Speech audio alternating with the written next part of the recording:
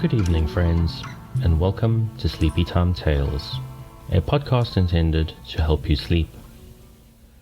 Do you find yourself lying awake at night, mind spinning and emotions in turmoil with the anxieties of 21st century life? Do you wake up in the middle of the night and find yourself not quite able to doze back off at 3 a.m.? I'm here to help.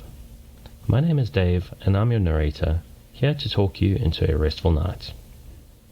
I'm someone who has struggled to sleep ever since I was a baby. I could tell you some stories about how much I used to make my parents suffer, and one of these days I might. Before we go any further, I need to take care of some business. It's the sort of thing that usually happens towards the end of most podcasts, but since I'm hoping you're asleep by the time we get that far, I need to mention this stuff now. Firstly, you can find the podcasts, all episodes, as well as some blog posts and musings and links to other sleep aid resources, all on our website, sleepytimetales.net. Comments, questions, suggestions can all be emailed to contact@sleepytimetales.net. You can also find links to all of our social media there, but you can find us on Twitter at sleepytimetales.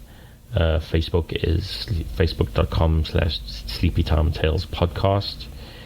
We also have a channel on YouTube where we will be putting simple visualizer enhanced versions of the episodes up for you to enjoy. Search for Sleepy Time Tales Podcast or follow the link in the show notes. In my family, we don't really like to talk about money, but I would appreciate any help you, the listener, can give to help me cover hosting costs. So if you find this show helpful, please hit the donate button on the website to throw a little tip in the jar. Every dollar helps and will be much appreciated if you're so inclined. Also, if you're so inclined, please rate and review the podcast on whatever your podcast delivery service of choice is. Apple Podcasts, Google Podcasts, or Stitcher, or anything I don't even know or haven't thought about. Wherever you found this podcast. A 5-star review will get us in front of more people, and the more people who find us, the more people we have a chance of helping to find a good night's sleep. Now that business is taken care of, let me run you through the introduction and explain exactly what this podcast, a sleep aid podcast, is for. I discovered far too late in life that droning male voices have a tendency to put me into a really deep sleep. I learned this when I was listening to video game podcasts and Welcome to Night Vale at bedtime, or sometimes even during the day when I was at home because I was doing shift work. Eventually I found out that sleep podcasts are a thing. I tried one out and it worked very well for me, but when I recommended it to other friends, they didn't like the guy's voice. So I wondered if I could make an alternative, and here's my try. This intro will go on for a few minutes as I explain the idea behind the podcast and why I think that listening to me will help you.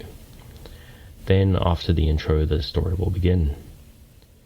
Before the story starts, maybe try to wind down, grab a glass of water, use the bathroom, turn out the lights, and prepare yourself for the experience of sleeping as we prepare to go on a journey together on a restful night's sleep.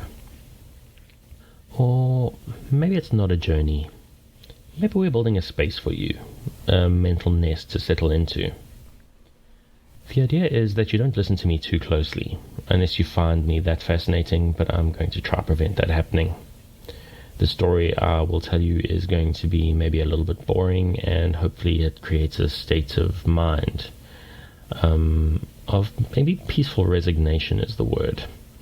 Acceptance of your state of mind, a lack of resistance to the arms of sleep as they reach out to you. Listen to the sound of my voice as I tell you a tale.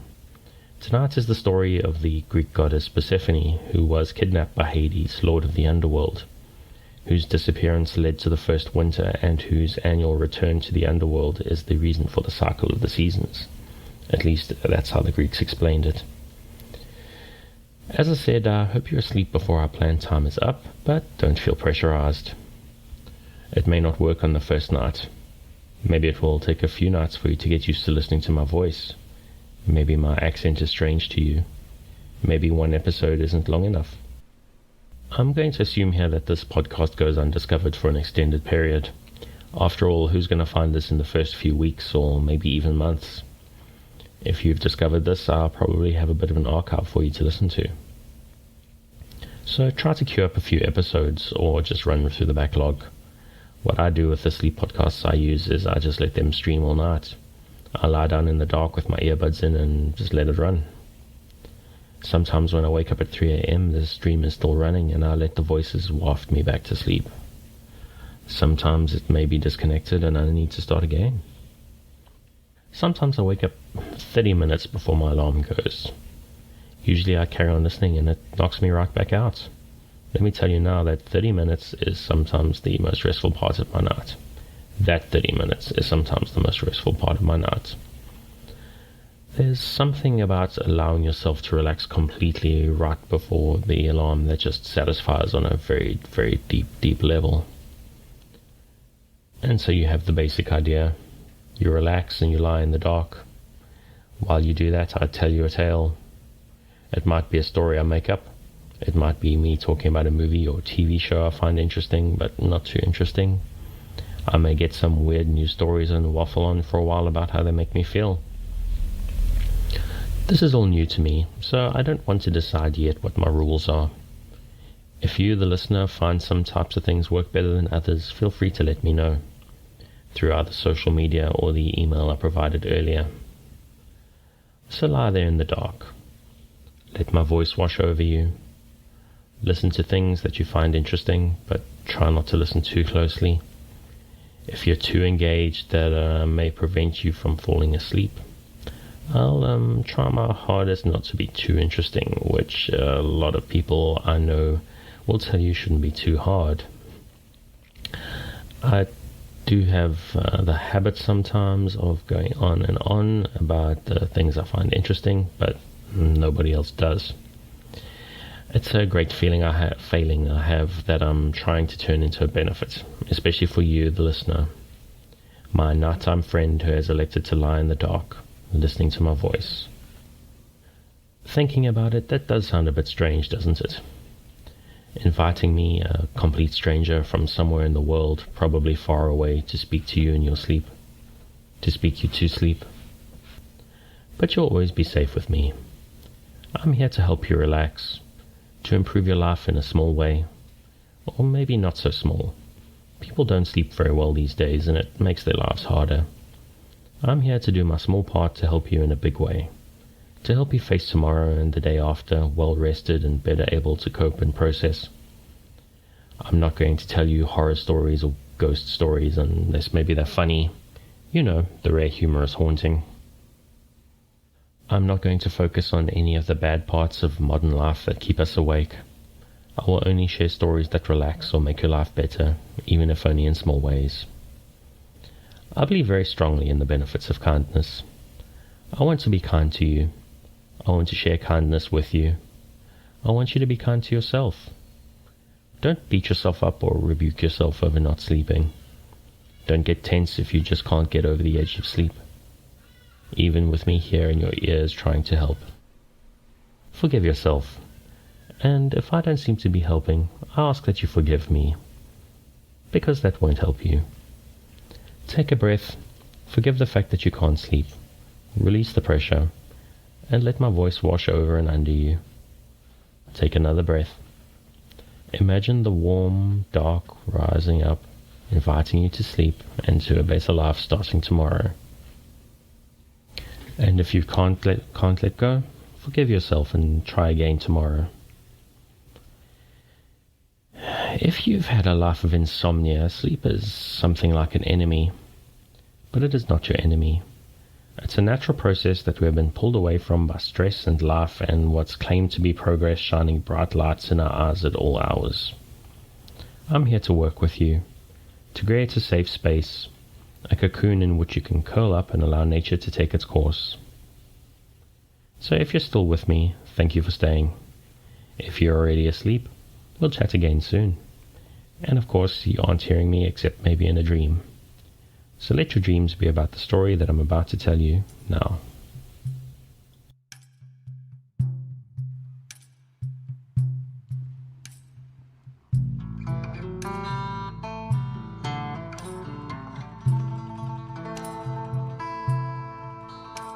The ancient story of Persephone in the Underworld is a famous one.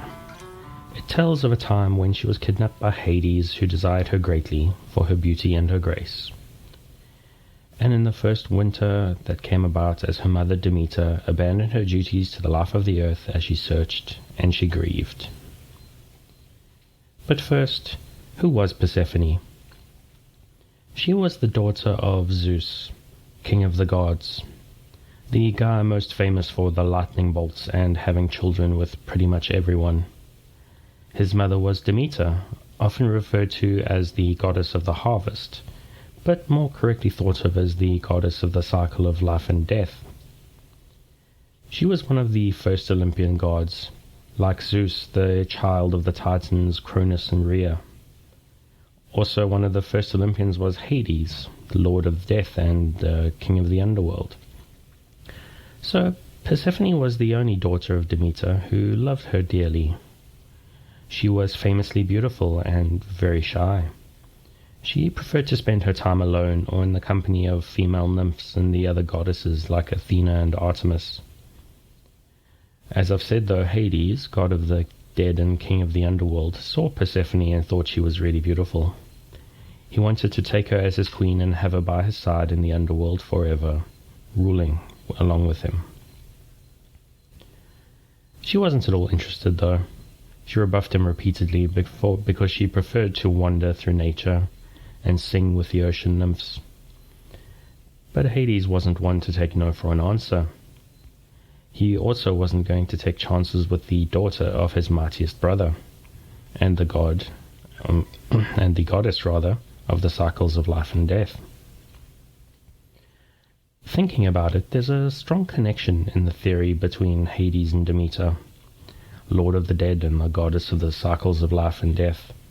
And Persephone was strongly connected with nature, with life and plenty and bounty. Mythology is very often about the symbolism, so the trinity of death, life and rebirth is pretty compelling. Anyway, Hades wasn't going to take any chances with the daughter of Zeus, so he actually approached Zeus to make his case for making Persephone his wife and his queen. I'm not too sure how the conversation would have gone. Would Hades have sent an emissary? I'm not sure. This seems like the sort of thing you want to do face to face, or maybe not want to do as such, but it's probably pretty important. The nuances of not only asking a father's permission to marry his daughter, but to do it despite the fact that she's just straight up not interested. You don't want that to go through a letter or a messenger, in case either of those gives the wrong tone. Although, to be honest, I'm not sure what the right tone would be in this situation. Would you be super casual? Would you be like, "Hey Zeus, bro, I kind of dig your daughter. No, not that one. The other one. No, the other one. Gross. No. The one I'm interested in isn't half animal. She's all god, in fact, and has the curves to match. No, I mean Persephone." I don't think informal would be the way, though. It's serious business asking a father for his daughter's hand, especially when she's not at all inclined to give it. Zeus had a powerful ego, so Hades probably approached him with flattery and maybe some gifts. He would have swallowed his pride and supplicated himself, bowed down low and said, "Great Zeus," flattering his brother, massaging his pride, "I come seeking your aid and permission. I wish to take your daughter Persephone to be my bride, to make her my queen, and to give her all she could dream of." Now, our guy Hades oversaw the underworld, as I've said a few times. The underworld even came to be named after him. Hades was his name and his realm. Sometimes people even still call the place bad people are supposed to go after death Hades, because they don't like saying the word hell. So his realm wasn't exactly a cheerful place. There were 3 realms in the underworld where the souls of the dead would go after judgment. The fields of Elysium were where the souls of the great and good would go. Great heroes and demigods no longer on the earth. The fields of Asphodel were basically the medium place, where people would go who weren't particularly heroic or amazing, but who hadn't actually committed crimes against the gods. Those people, the truly wicked and sinful, were sent to the fields of punishment and tormented for eternity. So what Hades was offering to Persephone was a mix of very appealing and unappealing.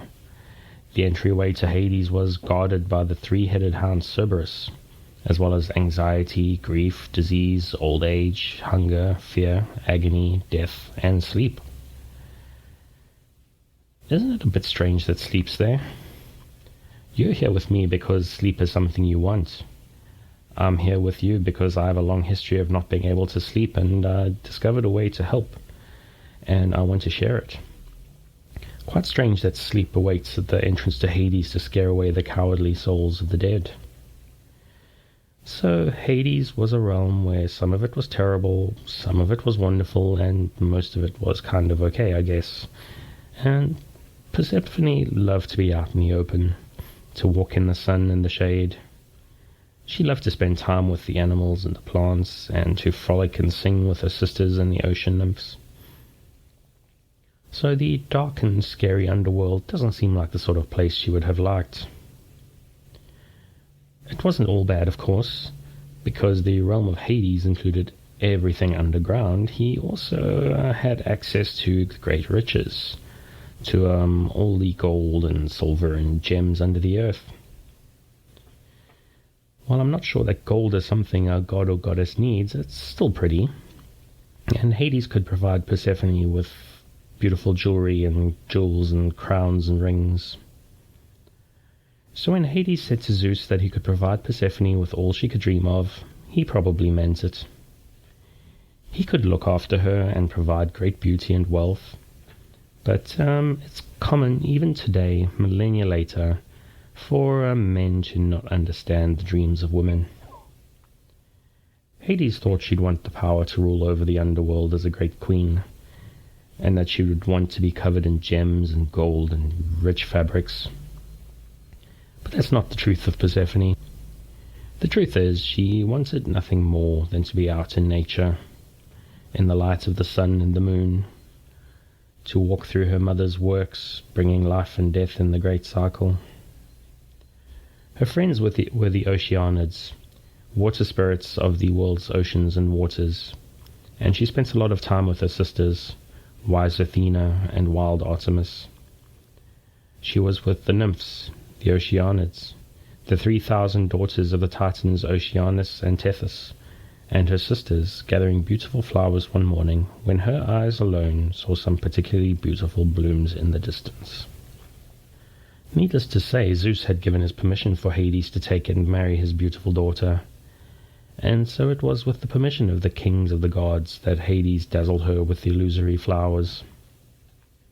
Persephone wandered away from her sisters, following the beautiful blooms that seemed to stay just out of her reach. Suddenly the earth shook and opened up under her feet. She got unsteady and fell as Hades came out from under the ground in his chariot drawn by 2 stallions. Hades grabbed onto Persephone, who was totally taken by surprise, and charged back into the rift from which he came. As he passed back into his realm, the earth sealed back up, and there was no sign of his presence, or of Persephone's. Artemis and Athena came looking for their sister when she didn't return, but neither Athena's wisdom nor Artemis's craft and knowledge of the wilderness turned up any clues except for a few dropped flowers. It was with very heavy hearts that they returned to Demeter to tell her of the disappearance of Persephone and the noise and disturbance that had seemed to be a clue as to what had happened. First, Demeter went to where Persephone had gathered flowers. She saw many beautiful blooms, flowers that she knew well, as she was responsible for their blooming, their fading, and their going to seed. She found no sign of her dear, dear only daughter. She stared at the flowers, those that Persephone had dropped, and those that she hadn't picked, those that were still alive and vibrant in the earth. As she stared at the flowers, her heart grew cold and dark. The dropped flowers withered under her gaze, and those still growing began to droop and fade, without maturing into seed pods or berries, just falling to the ground as the life drained from them. Demeter closed her eyes and began to shed tears. As those tears fell to the earth, the grass, and the undergrowth began to turn brown. Even the mighty trees began to bend and crack as the life and vitality passed from them. Demeter was the goddess of the cycle of life and death, and with the disappearance of her only child, she lost interest in continuing the cycle. She needed to find her daughter, so she went first to her mighty lord Zeus, king of the gods. Now, Zeus was a mighty king among gods indeed. He had led the rebellion against their father Cronus and all the mighty Titans. Despite being the youngest of Cronus's children, he had led the war, and he had freed all of Cronus's other children, whom incidentally had been swallowed by their father to protect himself. Zeus was indeed mighty, and he feared very little. He was also very wise, and he knew things would go badly if his elder sister Demeter found out he had given permission for Hades to take her daughter. So for this reason he initially denied any knowledge of the location of their daughter. Demeter left Olympus, the great mountain home of the gods, and went to search for her daughter, to seek for Persephone. She wandered the earth back and forth, asking if any had seen her daughter, if anyone knew where Persephone was. She asked gods and man and beasts, and nobody knew. All the time as she searched earth and sea and sky, she was not tending to the cycle of life, and the whole world began to fade. Harvests failed. Animals failed to give birth. Humans began to struggle as their crops could no longer feed their families. The humans entreated the gods for their help. Now, Zeus wasn't known as a particularly kind god, but he preferred to be worshipped rather than entreated, especially when the people were suffering from something that he couldn't control. He began to regret the decision to allow Hades to take Persephone.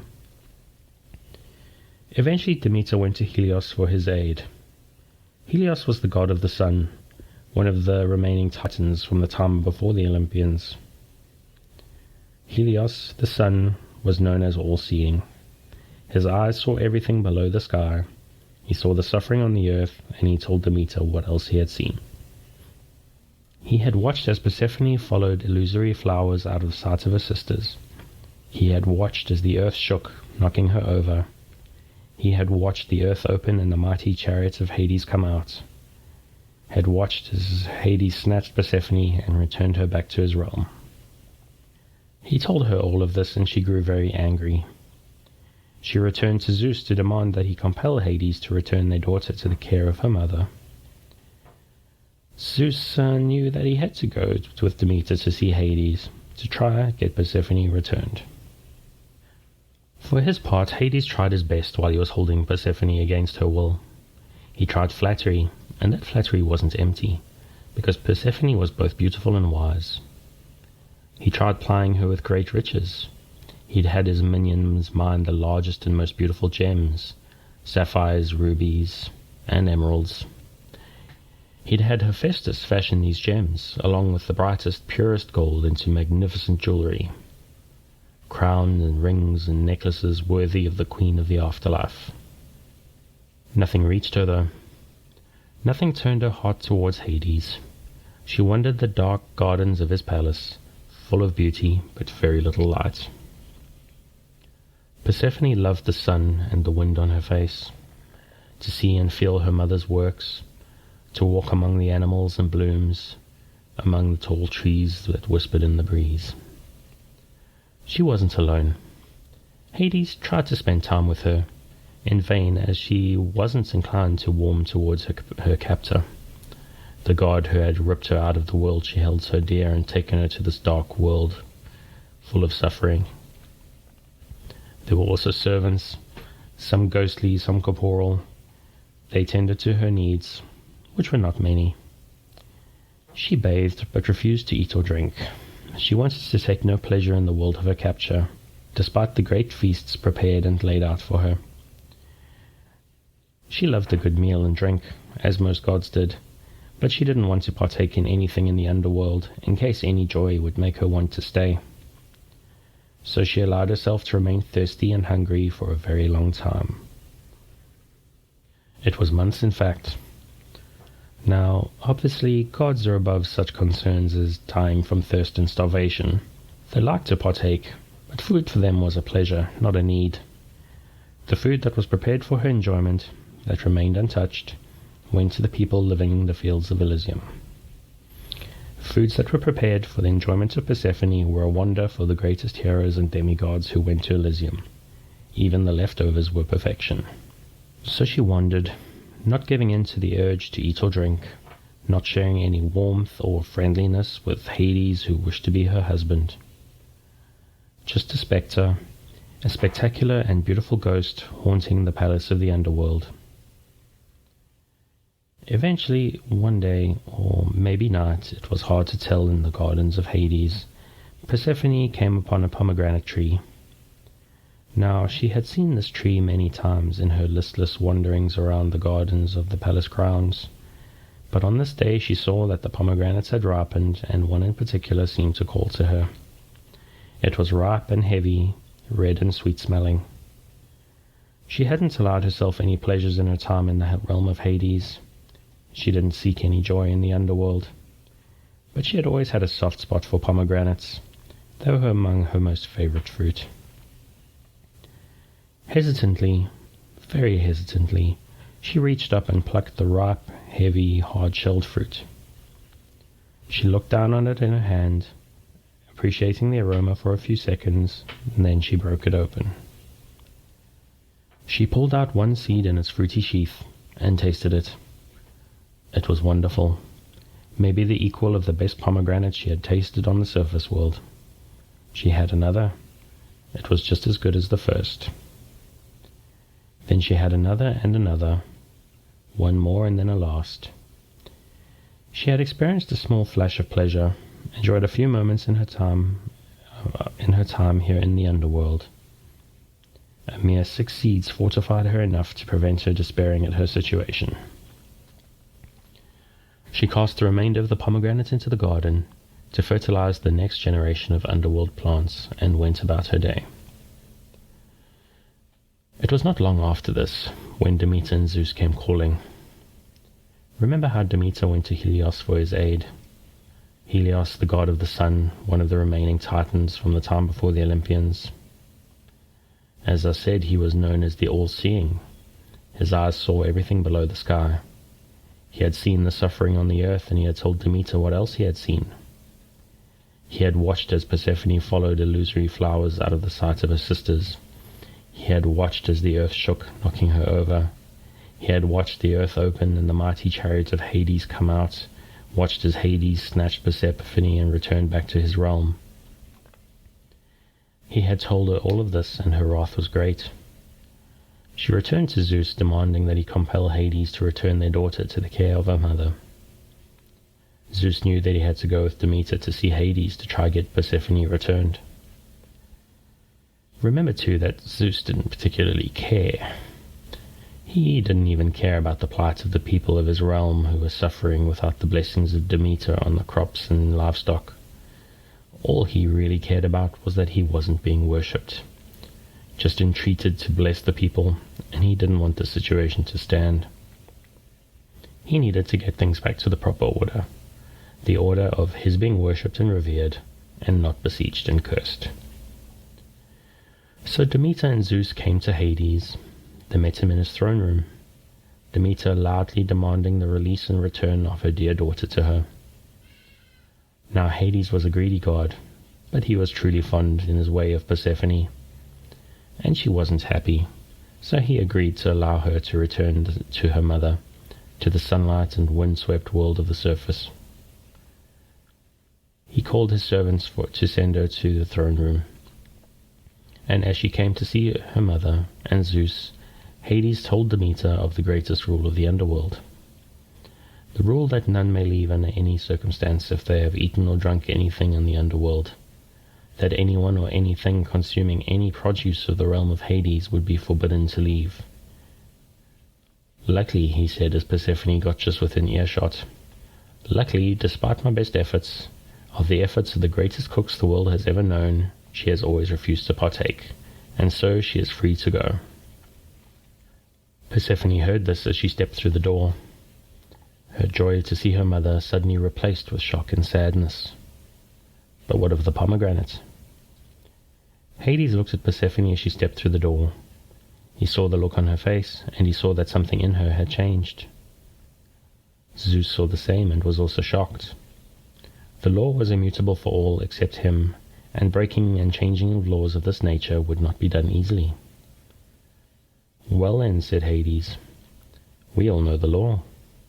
Persephone has eaten of the produce of my realm, so she may not leave under any circumstances. The law is clear." Demeter, on hearing this, knelt down weeping.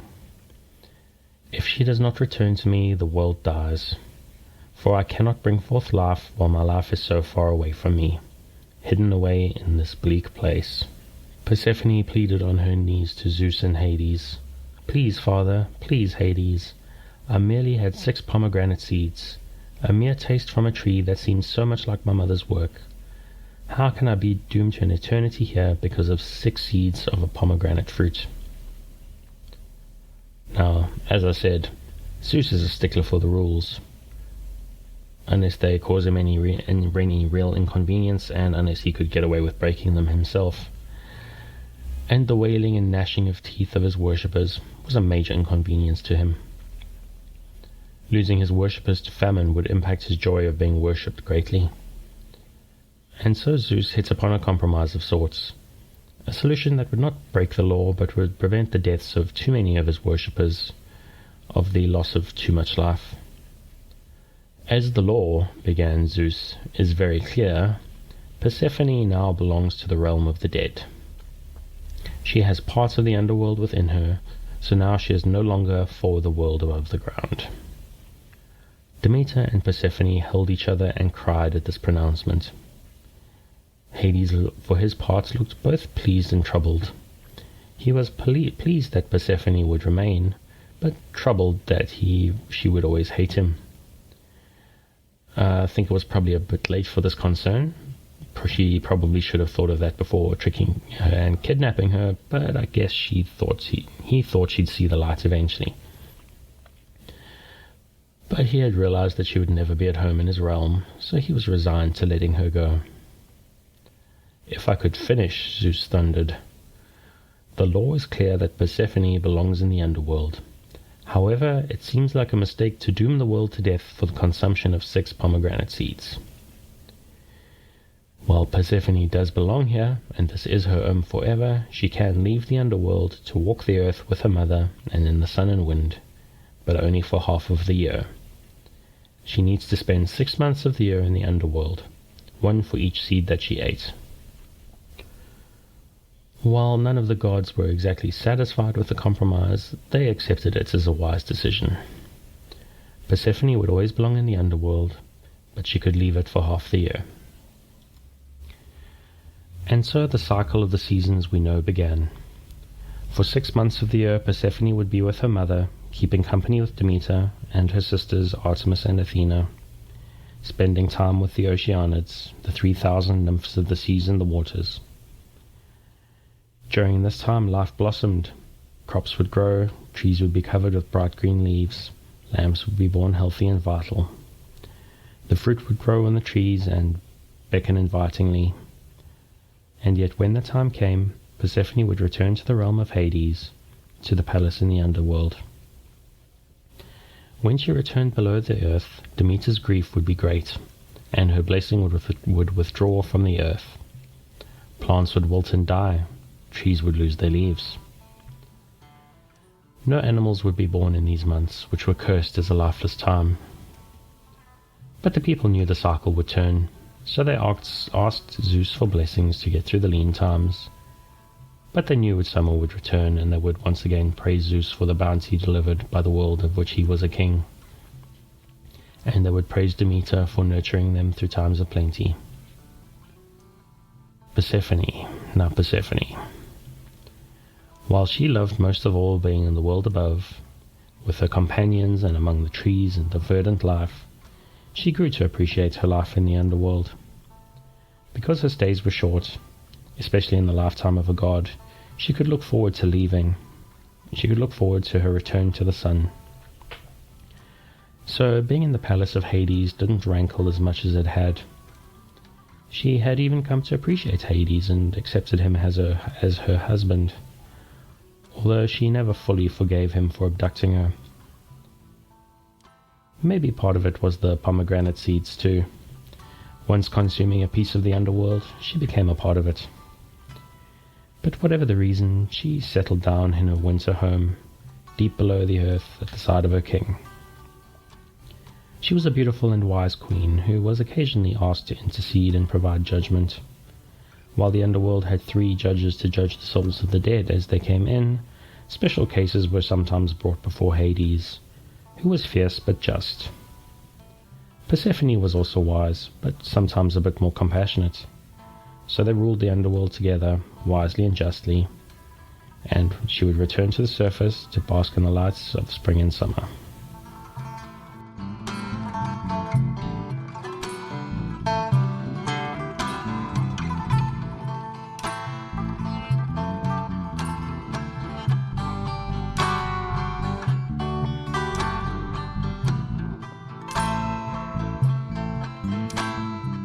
Thank you for joining me on this episode of the Sleepy Time Tales podcast, the sleep aid podcast designed around a bedtime story to help you get a restful night. New episodes will be released every Sunday night to give you something fresh to help you rest in a new week. The music for tonight is Un Désert by Kumiku from the Free Music Archive. It is released on a Creative Commons 1.0 license, public domain, so check out some more of their work on their website and their Patreon, which you will find linked in the show notes. Once again, if you need to contact us, you can find us on the web at sleepytimetales.net, where all of our episodes will be up, as well as a few blog posts and links to other sleep resources. You can also find us on Twitter at sleepytimetales. You can find us on facebook.com/sleepytimetalespodcast. I also mentioned earlier we have our YouTube channel, which is you just search for Sleepy Time Tales podcast, where you will find visualizer enhanced versions of our shows. Feel free to leave us a review on any of the podcast apps of your choice. 5-star reviews will help get us in front of some more listeners, and we can help some more people. And funny and charming ones I will actually read out on the air. So once again, thank you for joining us, and good night.